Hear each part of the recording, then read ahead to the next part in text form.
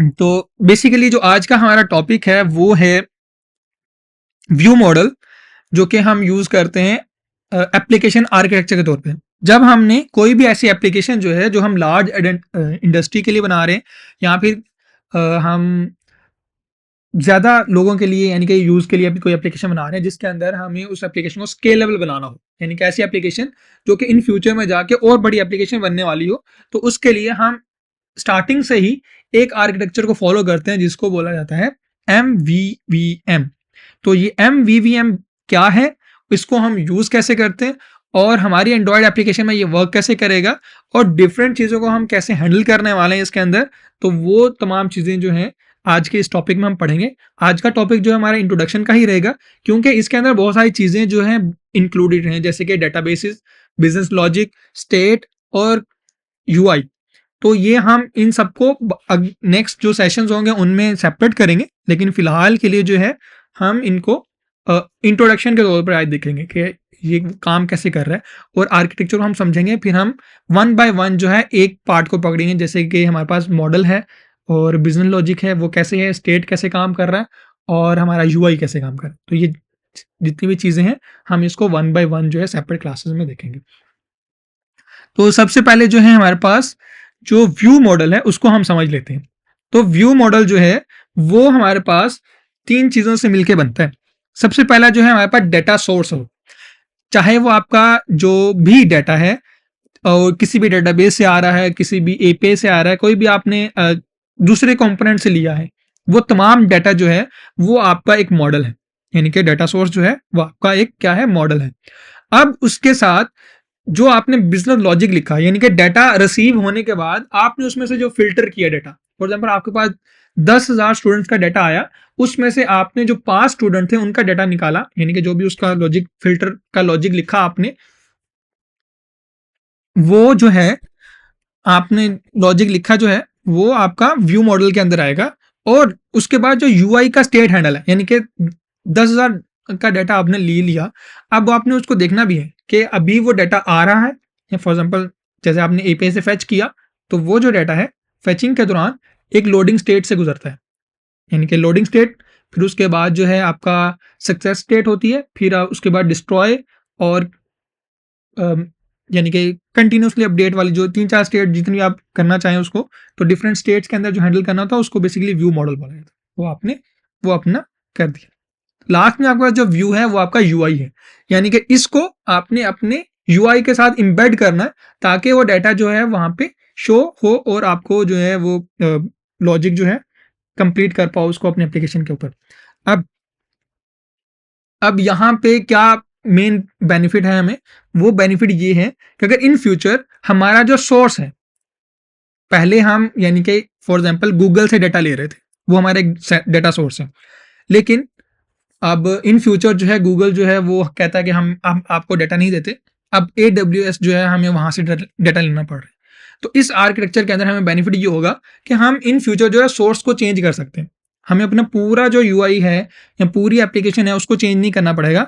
हम सिर्फ एक छोटे से कंपोनेंट यानी कि मॉडल पे जाएंगे, वहां पे जाके जो भी कोड हमें चेंज करना होगा हम करेंगे, बाकी का जितना लॉजिक हमारा रहेगा वो सेम रहेगा। यानी कि क्लाइंट साइड के ऊपर हमें एप्लीकेशन में कोई भी अपडेट नहीं करनी पड़ेगी, हम एक छोटे से पोर्शन पे जाके अपनी एप्लीकेशन को अपडेट कर देंगे, और यूजर को भी उसकी जो है वो फील नहीं आएगी कि कुछ चीज़ें चेंज हो रही है, बैकग्राउंड में कुछ लैग आ रहा है या कुछ अपडेट चल रही है, और इस तरह की चीज़ें जो हैं वो जो प्रॉब्लम जो है वो फेस नहीं करनी पड़ेंगी।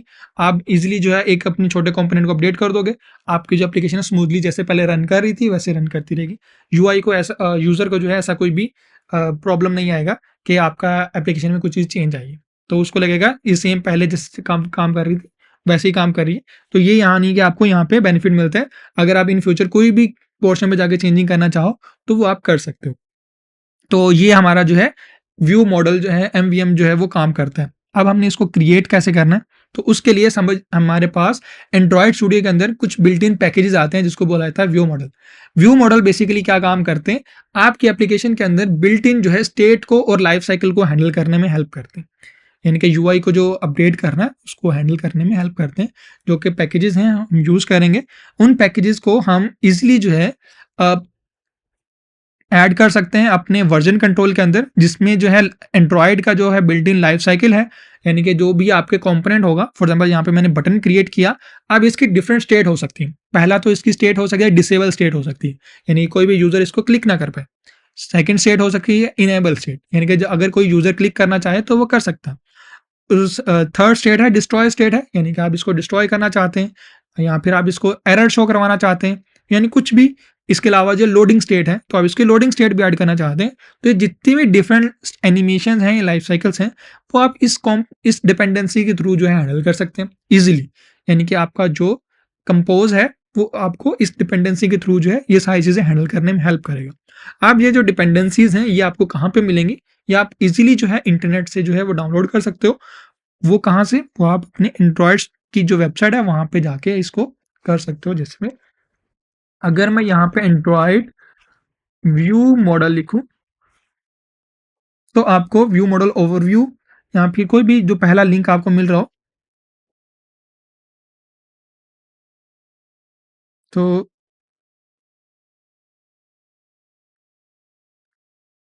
ओके, तो हम अपना चेंज करते हैं, हमें डिपेंडेंसीज चाहिए। तो हम डिपेंडेंसीज का प्रॉपर कीवर्ड लिखते हैं, तो create view model with dependencies. तो यहाँ पे आपको वो तमाम डिपेंडेंसीज के लिंक मिल जाएंगे।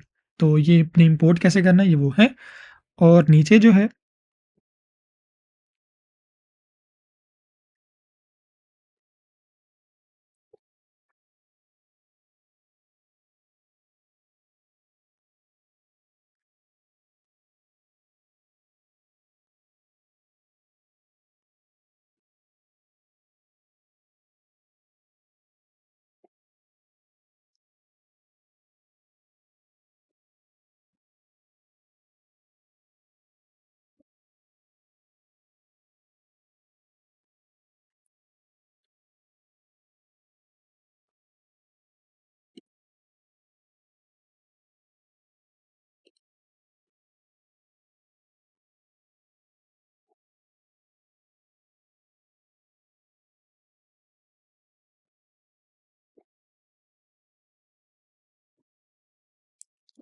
सेकेंड हम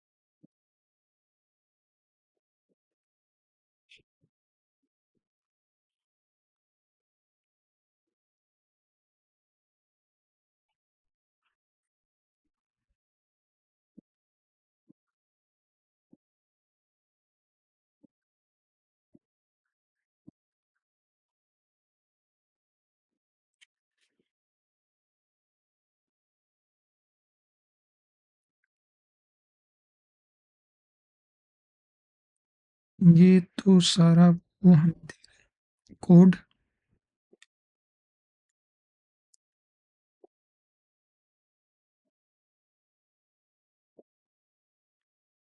तो डिपेंडेंसी ढूंढना मुश्किल हो जाता है जब चाहिए होती है।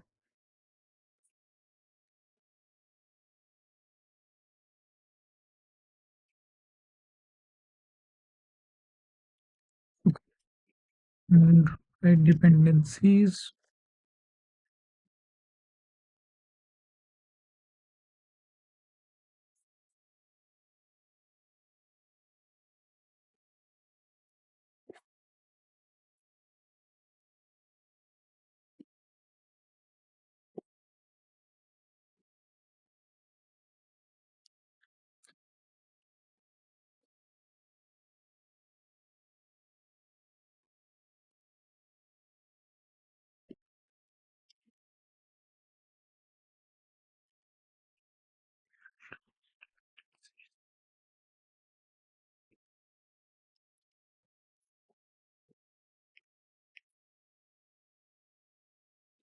ओके, तो ये मिल गई, तो ये आ गया आपके पास। तो यहाँ पे आप अपना कॉटलिन का जो है सिलेक्ट कर सकते हो, तो ये आपको मिल जाएंगे इम्प्लीमेंटेशन। तो ये वर्जन नंबर यहाँ पे दिया हुआ है, लाइफ साइकिल वर्जन नंबर है, और व्यू मॉडल का भी आपको यहाँ पे मिल जाएगा। तो हम यहाँ पे देख लेंगे कौन सी डिपेंडेंसी हमें चाहिए, तो वो आप यहाँ से सर्च कर सकते हो। तो ये बेसिकली लाइफ साइकिल की थी, तो हमें व्यू मॉडल की चाहिए।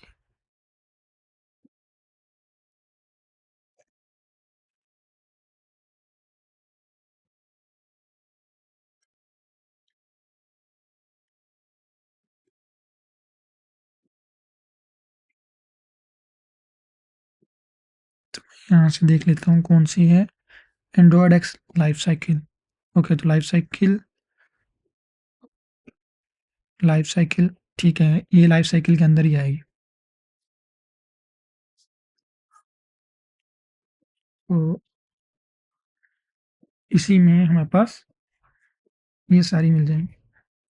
तो आप देख सकते हो लाइफ साइकिल और व्यू लाइफ साइकिल की जो है डिपेंडेंसी हमारे पास यहाँ पे अवेलेबल है। तो 287 नंबर इसका वर्जन नंबर है, और बेसिकली यहाँ पे ग्रुप्स होंगे ये, तो ये हमारे पास ये सेव ग्रुप है। अच्छा, अब अगर आपको ये ना समझ में आ रहा हो कि आपने इसको वर्जन कैटलॉग, क्योंकि ये वर्जन कैटलॉग के अंदर का डिपेंडेंसी नहीं है, ये डायरेक्ट बिल्ड के अंदर आप ऐड कर सकते हो। अगर आप चाहते हो कि उसको बिल्ड उसके अंदर कैसे करना है, उसका सिंपल आपको मैं एक मेथड बताता हूँ। आपने यहाँ से कॉपी करना है, चैट जीपीटी पे जाना है,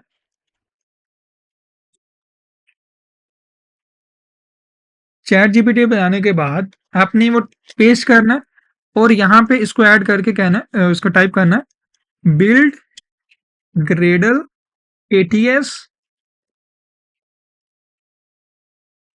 केटीएस, अरे भाई केटीएस है, वर्जन कैटलॉग, कैटलॉग आपने टाइप करना है, और जैसे इंटर प्रेस करोगे, अब आपको ये उसका वर्जन कैटलॉग बना के दे देगा। तो ये कभी कभार कुछ ज़्यादा ही चीज़ें दे देते हैं, तो ये हमें यहाँ पे मिल गया। तो आपने इस तरह इसका वर्जन नंबर बनाना है, और उसके बाद जो लाइब्रेरी है वो, ये कुछ ज़्यादा एडवांस दे दिए इसने, हमें इस तरह नहीं चाहिए।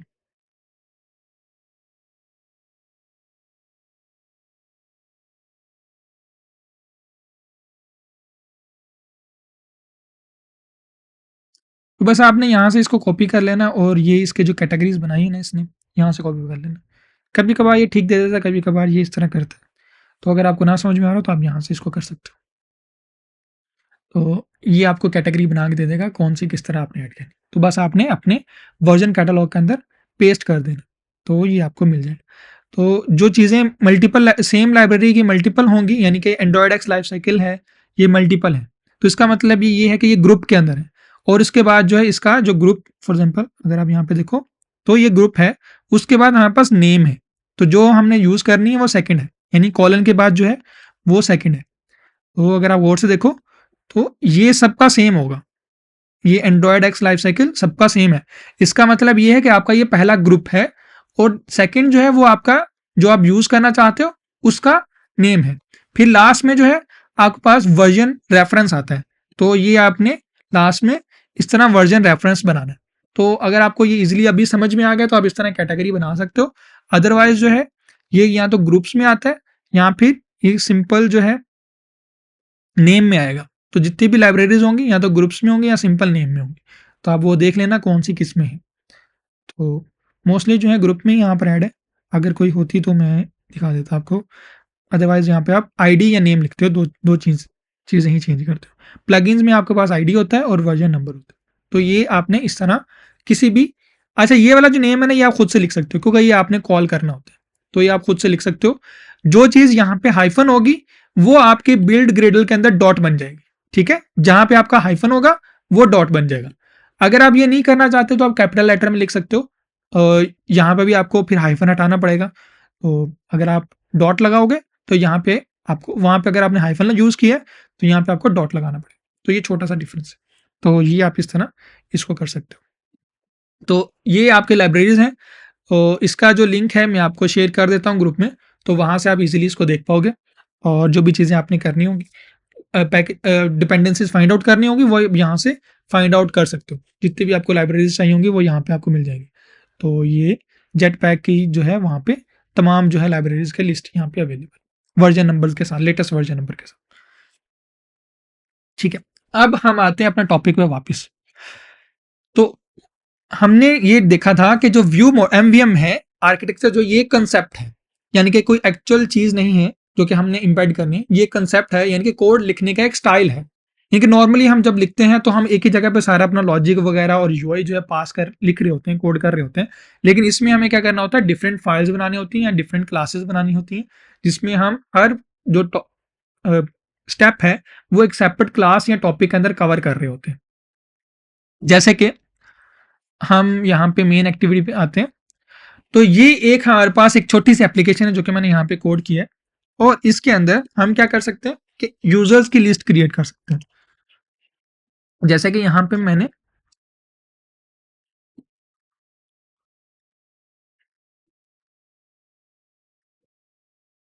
ठीक है, तो ये मैंने यहाँ पे ऐड किया लिस्ट। तो आप देख सकते हो ये ऑटोमेटिकली लिस्ट में ऐड हो चुका है। अब ये कोड करने को तो आपको लग रहा होगा बहुत छोटा सा कोड है और बहुत छोटा सा कंपोनेंट है, लेकिन अगर हम इसमें चीज़ें देखें तो आप देख सकते हो यहाँ पे हमारे पास स्टेप 1 के अंदर हमने रोम डेटाबेस क्रिएट किया है, यानी एक मॉडल, जो डेटाबेस मॉडल है उसको हमने क्रिएट किया है। ये एक सेपरेट उसकी फाइल और क्लास बन गई। और उसके बाद फिर हमने उसका जो है एक्सेस पॉइंट क्रिएट किया। ठीक है, जो भी हमने डेटाबेस के अंदर टेबल बनाया उसको हमने एक्सेस पॉइंट क्रिएट किया कि जो भी डाटा है उसको हम कैसे एक्सेस करने वाले हैं, यानी कि जो टेबल हमने बनाया उसको कैसे एक्सेस करने वाले हैं। और उसके बाद हमने यहाँ पे क्लास क्रिएट की जो बेसिकली हमारे डेटाबेस को क्रिएट कर रही है, यानी कि जो हमारा डेटाबेस है, कंप्लीट डेटाबेस है जो कि उसको वो क्रिएट कर रही है, तो ये हमारी वो क्लास है।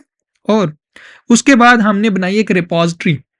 अब ये रिपॉजिटरी क्या कर रही है, जो भी आपका डाटा आएगा ना वो इस रिपॉजिटरी के अंदर आएगा। अब इस रिपॉजिटरी के अंदर आप अपने डाटा को फिल्टर कर सकते हो, उसको फॉर्मेट कर सकते हो, जिस भी फॉर्मेशन में अंदर आपने करना है। तो ये आपकी एक रिपॉजिटरी है। और उसके बाद आपने क्या किया, एक व्यू मॉडल क्रिएट किया। व्यू मॉडल बेसिकली क्या है, वो आपका लॉजिक है, वो बिजनेस लॉजिक है जिसके थ्रू आप अपने यूआई को अपडेट करने वाले हो, तो वो आप यहाँ पे डिफाइन करोगे। जैसे कि मैंने यहाँ पे क्या बनाया, एक लिस्ट, म्यूटेबल फ्लो लिस्ट बनाई है, जिसके अंदर मैं अपने यूजर्स को रखने वाला हूँ और उसका जो भी कलेक्शन होगा वो अपने व्यू मॉडल को देने वाला हूँ। तो ये मैंने यहाँ पे इसका वो लॉजिक लिखा हुआ है। ठीक है, और जो भी न्यू यूजर आएगा वो इस लिस्ट के अंदर ऐड होता जाएगा। तो यहाँ पे दो चीजें हैं लॉजिक, क्योंकि हमने यूआई से डेटा ले भी तो रहे हैं ना, यहाँ पे दो इनपुट फील्ड ले रहे हैं, तो ये बेसिकली डेटाबेस से आ रहा है और ये डेटाबेस के अंदर जो है न्यू यूजर ऐड कर रहा है। तो ये हमारा जो है बिजनेस लॉजिक ये है। अब उसके बाद जो है मैंने यहाँ पे अपना यूआई लिखा है जो कि हमारा व्यू है। तो ये मैंने यहाँ पे यूआई लिखा है। तो इस यूआई के अंदर जो है मैं अपनी तमाम जो है स्टेट्स वगैरह को देख रहा हूँ कि कौन सी अगर डाटा चेंज, कहाँ पे डाटा चेंज हो रहा है तो वो कैसे मैंने करना है, और डाटा मैंने जब पार्स करना है तो वो मैंने कैसे देना है। तो ये सारी चीज़ें मैंने यहाँ पे लिख दी। अब जितनी भी चीज़ें हैं अब इस आर्किटेक्चर के अंदर ऐड कर दी हैं, तो ये हमारा व्यू मॉडल है। तो इस व्यू मॉडल का सबसे पहले जो हम चार्ट देख लेते हैं कि ये व्यू मॉडल का चार्ट जो है वो कैसे काम कर रहा है, और जो यहाँ पे कोड लिखा है क्या वो उससे मैच कर रहा है कि नहीं कर रहा। तो सबसे पहले अगर आप यहाँ पे देखो तो ये हमारा एक चार्ट है। वैसे तो कहने को ये चार्ट है, लेकिन आप इसको हाईलाइटर से देख सकते हो। जैसे कि हमारा जो व्यू है वो हमारा कंपोज यूआई है, यानी कि जो हम देख रहे हैं जो हमारा फ्रंट एंड होगा वो हमारा व्यू होगा। अब उसके अंदर जो हमारा बिजनेस लॉजिक है वो इसके अंदर मिडलवेयर के तौर पे काम कर रहा है। वो मिडलवेयर क्या काम कर रहा है, वो अपना रिपोजिटरी से डाटा ले रहा है। अब ये रिपोजिटरी कहां से डाटा ले रहा है, सोर्स से, यानी कि जिसको हम मॉडल बोलते हैं। अब ये वहां से डाटा ले रहा है, यानी कि जो भी आपका एपीआई होगा या जो डाटा सोर्स होगा वो आप मॉडल के अंदर क्रिएट करोगे। उसके लिए आपको एक मॉडल लेयर यानी कि डाटा लेयर बनानी होगी, जिसको मॉडल भी बोल सकते हो और डाटा लेयर भी बोल सकते हो। जहां पे आप एक ऐसी फाइल बना लो जहां पे आपने किसी भी एपीआई से डाटा लेना हो, किसी भी डेटाबेस से डाटा लेना हो, तो वो आपका जितना भी कोड होगा, यानी कि आप ऐसा एक फोल्डर बना लो डाटा लेयर का जिसके अंदर आप जहां से भी डाटा ले रहे हो ना, तो वो उस फोल्डर के अंदर ही ऐड करते जाओ। यानी कि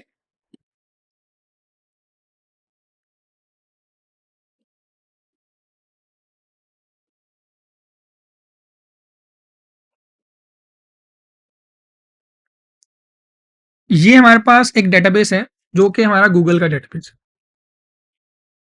ठीक है। अब ये हम यहां से डेटा लेने वाले हैं। इसके साथ साथ हमारे पास एक और डेटाबेस है, AWS का। अब ये जो दोनों डेटाबेस हैं, इसको हम एक फ़ोल्डर के अंदर या एक कोड की फ़ाइल के अंदर ऐड कर देंगे। यानी कि जो इसके रेफ़रेंस होंगे, जितने भी एपीआईज़ वगैरह जो भी हमारा हम लिखते हैं, जैसे कि हमने यहाँ पे रोम डेटाबेस यूज़ किया, तो उसका हमने सेपरेट फ़ाइल्स बनाई। तो ये हमारा जो है सेपरेट फ़ाइल्स है। तो ये बेसिकली हमारे पास क्या है, ये डेटा लेयर है, जिसके अंदर हम अपना डेटा क्रिएट कर रहे हैं। यानी कि रोम बेसिकली डेटाबेस का नाम है। जैसे गूगल एक डेटाबेस का नाम है या एडब्ल्यूएस डेटाबेस का नाम है, तो वैसे ही रोम भी एक डेटाबेस का नाम है जो कि हम एंड्रॉयड एप्लीकेशन में यूज़ करते हैं, जो कि सीक्वल डेटाबेसेस को यूज़ करते हैं। और यानी कि सीक्वल क्यूरी स्ट्रक्चर को यूज़ करते हैं। तो इस ये यहाँ तक जो है हमारे पास डेटा लेयर है। कहाँ तक? ये यहाँ तक। तो ये यहाँ तक हमारे पास क्या है? ये डेटा लेयर है। अब इस डेटा लेयर के ऊपर हमारे पास रिपॉजिटरी होती है। यानी कि ये हमारे पास क्या है? ये डेटा लेयर यानी कि मॉडल है।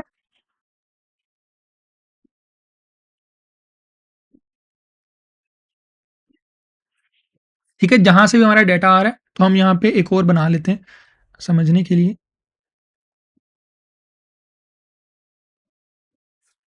तो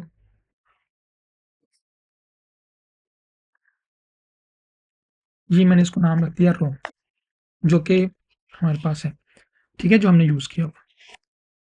तो ये हमारे पास क्या है? डेटा लेयर है। तो जितना भी इसका कोड होगा वो हम एक सेपरेट फ़ोल्डर में रख देंगे, जिसका हम नाम भी रख सकते हैं डेटा लेयर या डेटा मॉडल, जो भी आप रखना चाहो। तो ये आपके पास हो गया। अब इसके बाद यहाँ से जो भी डेटा कलेक्ट होगा, वो आप एक ऐसे फ़ोल्डर में रखोगे जिसका नाम होगा रिपॉजिटरी।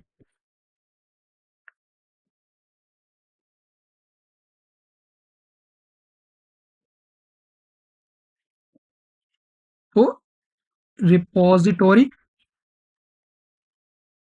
1 कर सकते हो इसको। तो यानी कि मल्टीपल बना सकते हो ना, जितनी चाहो उतनी बना सकते हो। तो इसको भी हम एक रैप कर देते हैं, यानी कि एक सेपरेट फाइल्स या फ़ोल्डर के अंदर रैप कर सकते हैं, जिसको हम नाम देंगे रिपॉजिटरी का।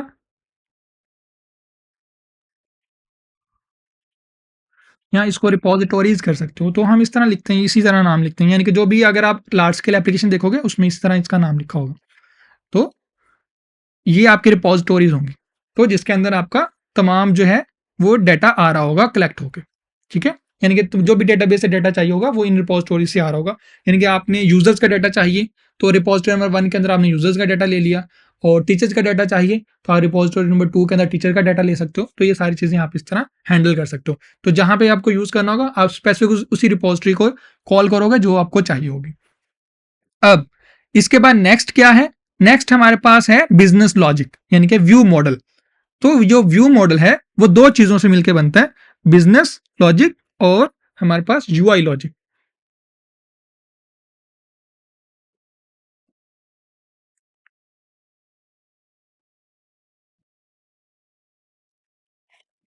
तो ये हमारे पास है,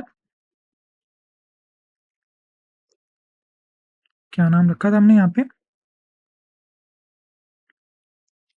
यूआई डाटा हैंडल,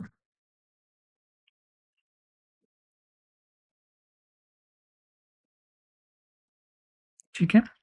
और इसके साथ जो है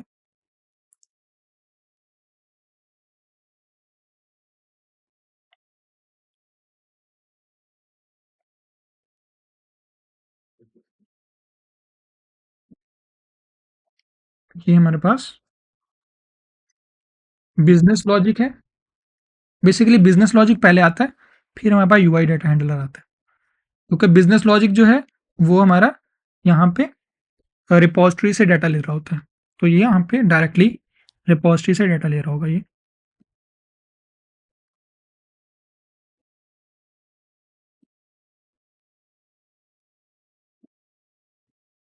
ठीक है। तो इसको भी हम रैप कर देते हैं।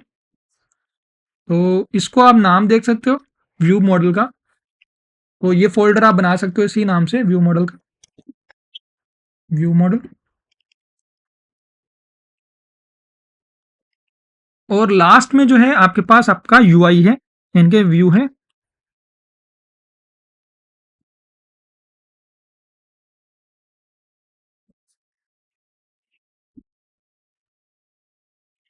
यूआई कंपोनेंट,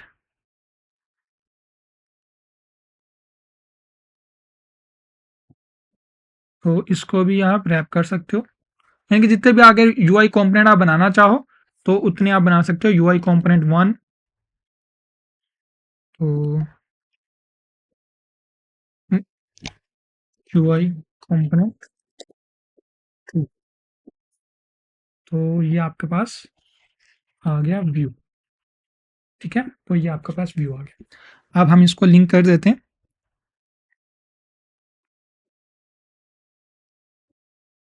यानी कि ये हमारे पास यहाँ से डेटा आएगा रिपोजिटरीज में, और रिपोजिटरी से जाएगा व्यू मॉडल में, और व्यू मॉडल से जाएगा हमारे पास यूआई कंपोनेंट यानी कि हमारे व्यू में।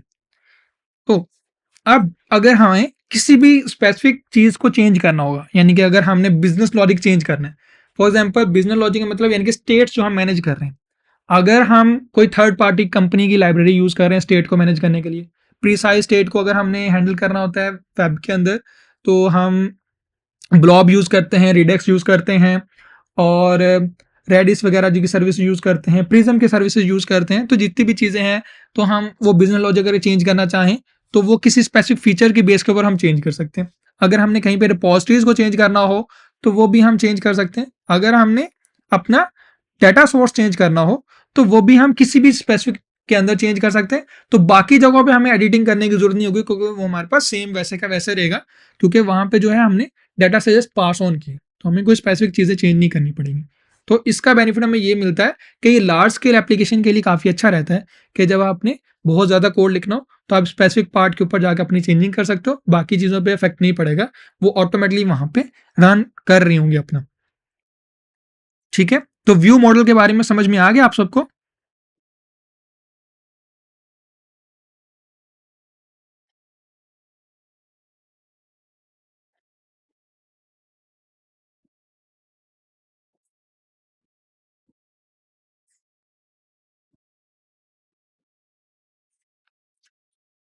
सर स्क्रीन नहीं शो हो रही।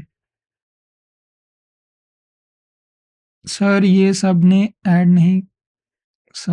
ऐड करनी है डिपेंडेंसीज, स्क्रीन नहीं शो हो रही, शानजा आपका नेट स्लो होगा मुझे सर, लेकिन ये सब।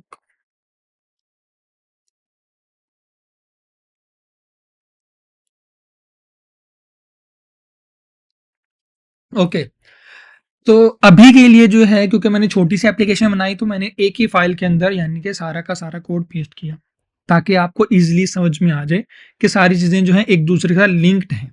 ठीक है, इसको हम समझेंगे सेपरेट करके, हम सेपरेट फाइल्स बना के उसमें समझेंगे, क्योंकि हमने डेटाबेसेस यानी कि डेटा सोर्स एपीआई फैचिंग जो है एंड्रॉयड के अंदर अभी नहीं की, तो वो अभी हमने करनी है।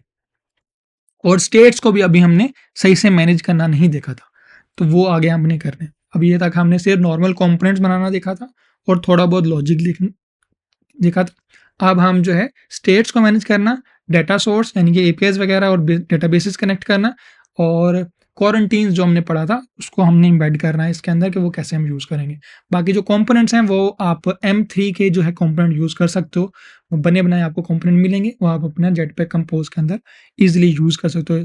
आपने चिप्स बनानी हो, आपने नेविगेशन बार हो, बॉटम टैब बार बनानी हो, आपने लिस्ट यूज़ करनी हो, तो वो आप अपने वहाँ से ईजिली देख सकते हो। वो छोटे छोटी चीज़ें हैं, वो आपको ज़्यादा डिस्टर्ब नहीं करेंगे। जैसे कि आप M3 टाइप करोगे material.io के ऊपर, और यहाँ पर आपने आना है, आने के बाद नीचे डेवलप पर आना है, डेवलप में आने के बाद एंड्रॉयड पे यहाँ पे जेटपैक कंपोज पे क्लिक करोगे, और जैसे जेटपैक कंपोज के ऊपर क्लिक करोगे, कंपोज मटेरियल 3 की लाइब्रेरी आपको मिल जाएगी, और यहाँ पे रिसोर्सेज जो हैं आपने क्लिक कर देना। ठीक है, जैसे आप इस पर क्लिक करोगे तो इसकी जितनी भी डिपेंडेंसीज हैं वो आपको यहाँ पे मिल जाएंगी। ठीक है, कौन कौन सी आपने है, अगर आपके पास कोई नहीं होगी तो आप यहाँ पे इसको ले सकते हो। और इसके बाद जो आपके कंपोनेंट्स हैं, यानी कि वो आप नीचे से टैब है लास्ट, सेकंड लास्ट वाला, जैसे कि आपने ऐप बार लेना है तो बॉटम ऐप बार आपको चाहिए, तो वो आपको यहाँ पे मिल जाएगा। उसका कोड लेना है आपने, तो ये सब यहाँ पे दिया होगा। जेटपैक कंपोज, तो आप क्लिक करोगे तो इसका वो ओपन हो जाएगा पेज, जहाँ पे इसका कोड लिखा हुआ होगा, कितने टाइप के हैं हमारे पास, यानी कि यहाँ पे अवेलेबल है, कौन कौन सी प्रॉपर्टीज़ हैं, और ये इसका सैम्पल कोड भी यहाँ पे आपको मिल जाएगा। यानी कि आपने स्कैफोल्ड बनाना है टॉप ऐप बार के अंदर, आपका टॉप ऐप बार कंपोनेंट है, उसको आपने क्रिएट करना है कंपोजेबल, फिर आपकी प्रॉपर्टीज़ यहाँ पे दी गई हैं और ये आपने यूज़ करनी है। और जो भी चीज़ें आपको चाहिए होंगी वो आपको यहाँ पे मिल जाएंगी इजीली। जैसे कि आपने चिप्स बनानी है, चिप्स बेसिकली बोला जाता है छोटे छोटे टैब्स होते हैं और वो आपकी चिप्स होती हैं, तो अगर आपने वो बनानी है तो उसका भी रेफरेंस यहाँ पे दिया हुआ है। डायलॉग्स बनाने हैं, डायलॉग जो पॉपअप होकर आते हैं उनको डायलॉग्स बोला जाता है, तो वो डायलॉग्स आप यहाँ पे यूज़ कर सकते हो। लिस्ट आपको चाहिए, कितनी टाइप की लिस्ट आप यूज़ करना चाहते हो, तो उसका भी रिसोर्स यहाँ पे अवेलेबल है। तो लिस्ट आइटम्स जो आपको चाहिए, मेन्यूज़, छोटे मेन्यूज़ होते हैं, ड्रॉप डाउन होकर आते हैं, यानी कि 3 डॉट्स पे जो क्लिक करके नीचे स्क्रॉल अप होके एक विंडो आती है, उसको मेन्यू बोला जाता है, तो वो आप यहाँ से ले सकते हो। नेविगेशंस, आपने नेविगेशन बार है वो बॉटम पे जो आ रही होती है उसको वो आपने क्रिएट करनी है। नेविगेशन ड्रॉर, अगर आपने साइड से जो नेविगेशन बनानी है वो आपने क्रिएट करना है, तो आप यहाँ से यूज़ कर सकते हो। नेविगेशन ट्रेल जो है वो बेसिकली टैब्स के ऊपर होती है, यानी कि छोटी सी आइकन शो हो रहे होते हैं, वो नेविगेशन ट्रेल होता है, वो अगर आपने यूज़ करना है। प्रोग्रेस इंडिकेटर्स अगर आपने बनाने तो वो आपको यहाँ मिल जाएगी। रेडियो बटन्स हैं, सर्च इनपुट है, शीट, बेसिकली बॉटम से जो शीट निकल कर आती है, अक्सर जो है मोबाइल के बॉटम से एक शीट निकल कर आती है, बॉटम साइड से जहाँ पे आपके बटन्स होते हैं वहाँ से शीट निकल कर आती है, उसको बॉटम शीट बोला जाता है। अगर आप उसको साइड, ये देखो यहाँ जैसे नहीं कर रही है बॉटम से, आप इसको जितना मर्जी करना चाहो कर सकते हो। साइड शीट जो है बहुत छोटे छोटे हैं और बिल्कुल सिंपल्स हैं, आपको इसके एग्जाम्पल कोड के अंदर मिल जाएगा, ज़्यादा इसमें डिटेल में जाने की जरूरत नहीं पड़ेगी, क्योंकि अगर हम यही करते रहेंगे ना तो महीना 2 महीना में इसी पे लग जाएंगे। साइड से अगर आपने शीट निकालनी है तो वो भी आप यहाँ पे क्रिएट कर सकते हो। स्लाइडर्स हैं आपके पास डिफरेंट टाइप के, वॉल्यूम वाले, अलार्म वाले स्लाइडर्स।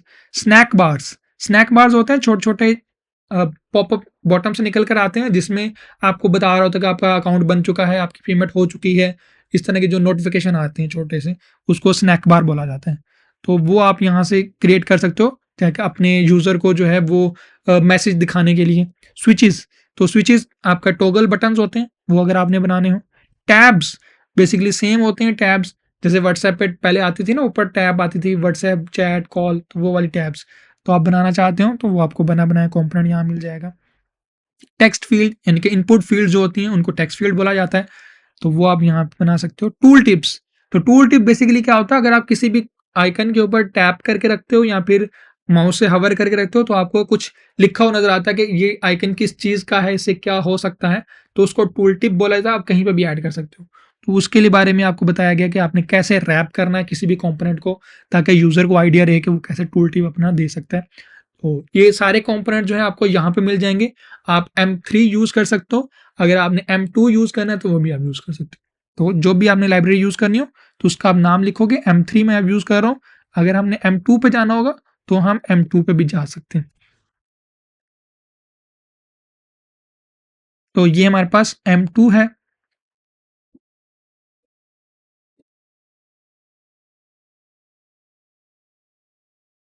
तो ये M2 है, M2 गाइडलाइंस हैं, M2 कंपोनेंट्स हैं। तो ये प्रीवियस यानी कि लोअर वर्जन है, M3 लेटेस्ट है।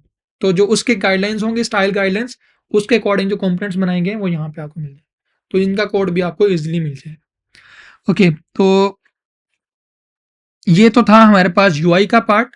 अब आप पूछ रहे हो डाटा लेयर के बारे में, कौन सा क्वेश्चन था? बिजनेस लॉजिक का। अच्छा, बिजनेस लॉजिक बेसिकली यहाँ पे जो हमारा बिजनेस लॉजिक है ये रहा। तो बिजनेस लॉजिक बेसिकली हमने कोई ऐसा फंक्शन बनाना है जिसके थ्रू फॉर एग्जांपल आप साइन अप पेज बनाते हो। अब यूजर से जो डाटा लेना है उसको वैलिडेट भी तो करना पड़ता है। फॉर एग्जांपल यूजर ने ईमेल प्रेस टाइप की है, तो क्या वो ईमेल वैलिड है, या उसने जो नेम पार्स किया है या जो पासवर्ड टाइप करके दिया है हमें, क्या वो चीज़ें वैलिड है, तो उसको बेसिकली बोला जाता है बिजनेस लॉजिक। कि आपने जो लॉजिक है वो अपने वहां पे लिया कि वैलिड यूजर से डाटा है और उस यूजर को कैसे सेव करवाना है, यानी कि कहाँ पे सेव कर, किस रिपोजिटरी को देना है डाटा, वो बेसिकली आपका यहाँ पे बिजनेस लॉजिक के अंदर ऐड होता है। इसको व्यू मॉडल का जो फोल्डर होगा उसके अंदर बिजनेस लॉजिक जो होगा आपका वो ऐड होगा। जैसे कि यहाँ पे हम डेटाबेस से जो रिपोजिटरीज है यूजर लिस्ट ले रहे हैं, तो आप देख सकते हो यहाँ पे हमारे पास एक यूजर लिस्ट है, म्यूटेबल लिस्ट है, जो कि हमने यूजर की लिस्ट ली है। इनिशियली जो हमारे पास एम्प्टी लिस्ट होगी, लेकिन जैसे हमारे पास कोई डाटा आएगा उसके बाद हम एक यूजर, न्यू यूजर जो है वहां पर ऐड करते जाएंगे, तो इस लाइन के ऊपर जो है वो ऐड हो रहा है, ठीक है। और जो हम इनपुट फंक्शन है यानी कि ऐड यूजर, यानी कि व्यू मॉडल जो है रिपोजिटरी को हम प्रोवाइड कर रहे हैं कि आपने क्या क्या चीजें देनी है, नेम है, ईमेल है। अब वो जो डेटाबेस में सेव होना है वो ये है, यानी कि ये दो लॉजिक लिखेगी।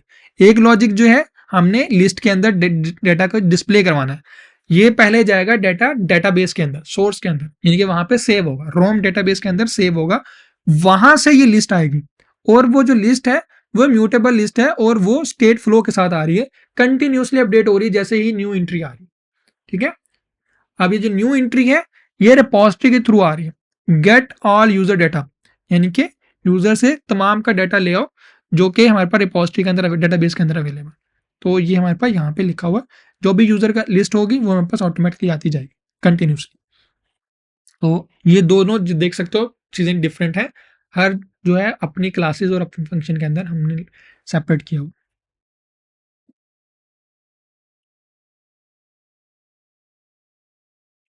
डेटाबेस कहाँ बनेगा? डेटाबेस जो है आपके डाटा लेयर के अंदर बनेगा। डाटा लेयर मतलब आपके मॉडल के अंदर बनेगा, यानी कि जो सबसे लास्ट वाला होता है ना फोल्डर, जहां से इनिशियल आता है उसको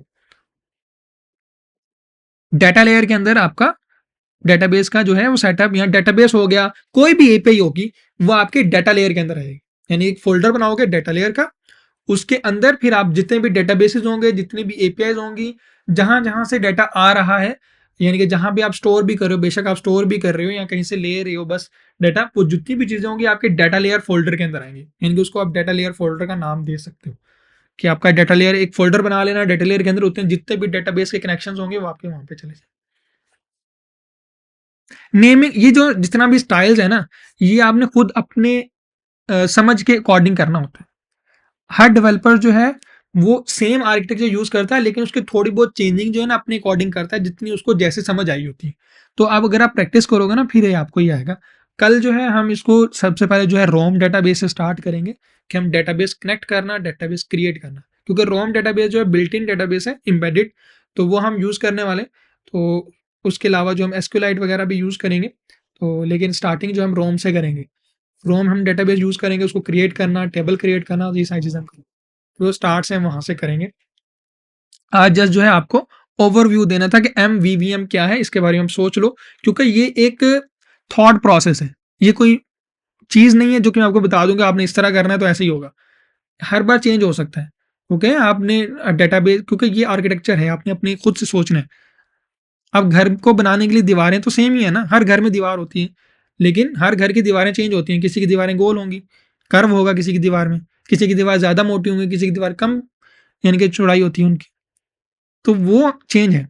तो वो चेंजिंग जो है वो आपने अपनी अंडरस्टैंडिंग के अकॉर्डिंग करनी है, कैसे करनी है। बस वो मेन जो चीजें हैं ना वो आपको पता होनी चाहिए, डाटा लेयर कौन सी होगी, रिपोजिटरी कौन सी है, हमारा व्यू मॉडल क्या है, उसके अंदर बिजनेस लॉजिक कैसे हमने लिखना है, और हमारा यूआई वाला पार्ट जिसको व्यू बोलते हैं वो क्या है, ठीक है। ये आपको बस समझ आना चाहिए। अगर आपको ये चीजें समझ आ गई फिर आप जो भी चीज होगी वहां पे आप जाके प्लेस कर दो। ओके, हो गया। अब किसी का कोई क्वेश्चन है तो पूछ सकते हैं।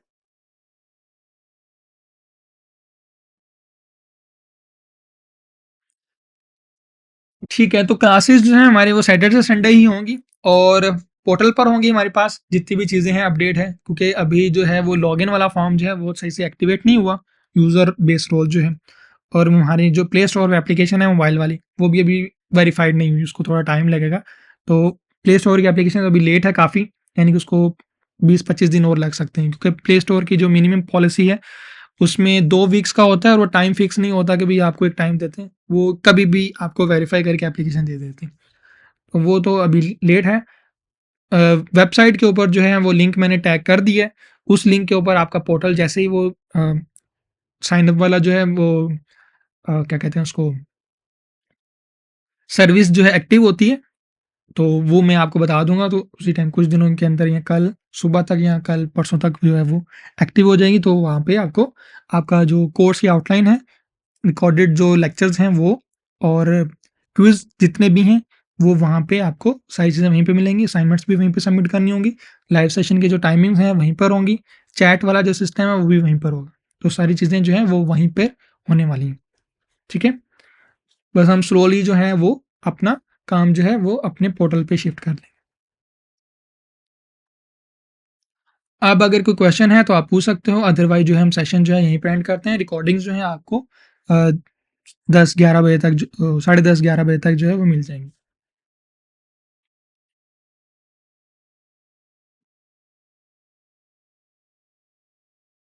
कोई क्वेश्चन नहीं है? चलिए ठीक है, हम सिर्फ सेशन एंड करते हैं।